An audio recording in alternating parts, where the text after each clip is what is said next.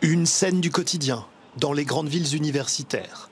Ici à Paris, près d'1 millier de jeunes attendent sur le trottoir une distribution alimentaire. La demande explose. Dans la file, Héloïse et Alban, en 3e année de fac. Pour elles, Paris n'est pas une fête. C'est la tentation ici, c'est très difficile.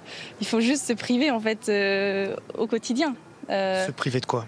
Voilà, moi, aller boire un café, par exemple. Mes parents, ils m'ont raconté un peu leurs années de jeunesse et les choses principales dont ils se souvenaient, c'était qu'ils sortaient, ils avaient des bars préférés, des endroits préférés. Et c'est vrai que nous, quand on compare à notre génération, on ne peut pas trop avoir ces lieux de rassemblement-là parce que se rassembler, ça veut dire consommer et donc payer un minimum qui est pas du tout abordable pour la plupart d'entre nous. C'est l'association Linky qui organise la distribution. Les cartes étudiantes sont vérifiées, il faut déposer un dossier. Salut!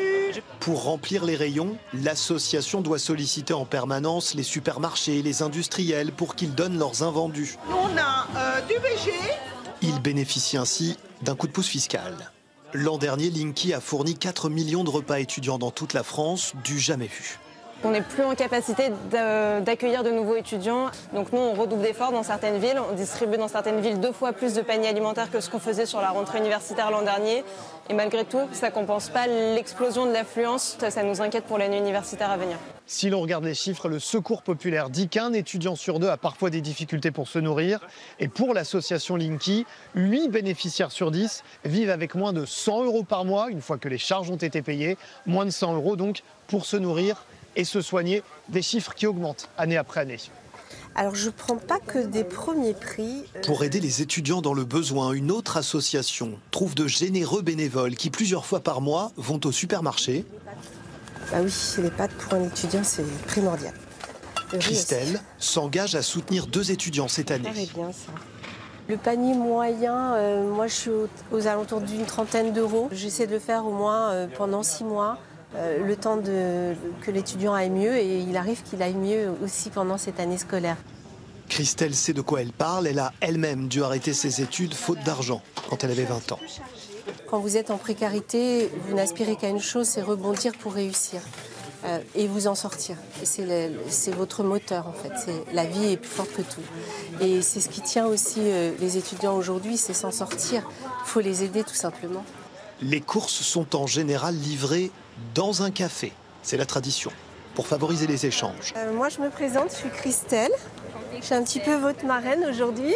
Ici, 2 étudiants à Bac+5 qui espèrent bientôt rejoindre le marché du travail. La débrouillardise, c'est aussi ce restaurant. Il propose un menu imbattable, 30 centimes moins cher que celui du Crous. Entrée plat à 3 €. Les repas eux-mêmes sont composés d'une grosse dose de générosité. Et après, on garnit à l'intérieur. La nourriture est fournie grâce à une multitude de dons. Bon appétit. Le personnel uniquement des bénévoles, dont beaucoup d'étudiants, eux-mêmes précaires. Une jeunesse solidaire d'elle-même. Il y a des étudiants qui, parce qu'ils n'ont pas la chance d'avoir les mêmes conditions d'études que d'autres, ratent leurs études, ont une chance de succès moins importante. C'est typiquement quand on a créé l'association, quand moi j'ai créé l'association, il y avait des gens autour de moi qui étaient sûrement plus brillants que moi et qui ont fait des études moins cool que moi parce qu'ils étaient obligés d'aller bosser pendant 15 heures. Bosser pour payer ses études en France, c'est le cas d'un étudiant sur 2, avec un impact considérable sur les chances de réussir. Anya suit des études pour devenir médecin. Elle a 3 petits boulots et beaucoup de transport tous les jours. Je prends un tram, un métro, le train. Je passe 3 heures par jour dans les transports et c'est assez épuisant. Pas d'appartement étudiant. Elle vit chez ses parents en banlieue parisienne, révise dans les transports. Pas les conditions idéales pour décrocher un diplôme. J'ai l'impression que pour ma personne, c'est un peu trop. Mais je fais de mon mieux. Donc si je peux finir les études que j'aime, qui me donneront un métier qui me donne tellement envie. La débrouillardise, c'est aussi se loger quand le parc étudiant manque cruellement de place. À Nantes, Milou ne trouvait pas de chambre à louer. À la place, elle s'est installée dans un camping, un mobil-home juste à côté de la fac.